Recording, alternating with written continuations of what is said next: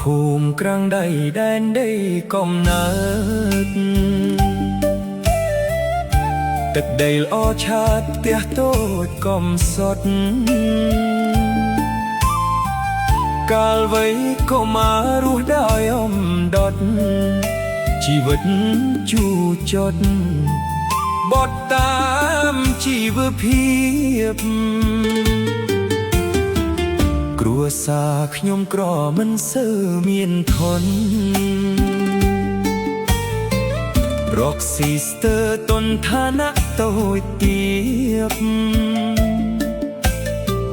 ជាកសែកបជួររស់ពងរៀបដកស្ទូងព្រោះសាចិញ្ចឹមបុត្របីគ្រួសារយើងក្រមិនសូវសុខសាន្តតែពុកម៉ែមានទឹកចិត្តប្រណីអប់រំចាក់រឹតរឹកពីសំដីមុនកូនធ្វើអ្វីកប់ដោយសិលធម៌អរគុណពុកម៉ែតែងតែទួមានបងហាត់បងរៀនកូនកូនឲ្យល្អចាំកូនរៀនចប់ការងារបវោធ្វើបុណ្យសូមពរនៅភូមិក្រាំងដៃ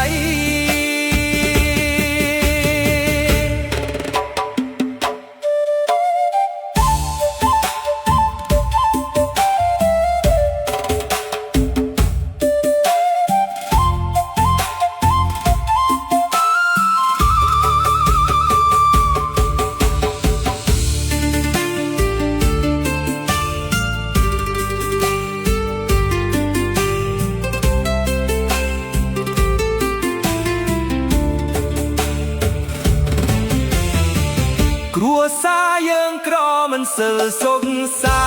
ន្តតែពុកម៉ែមានទឹកចិត្តប្រ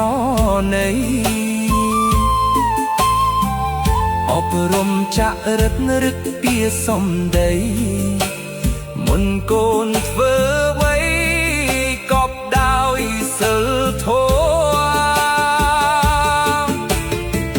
អរគុណពុកម៉ែតែងតែទួមាន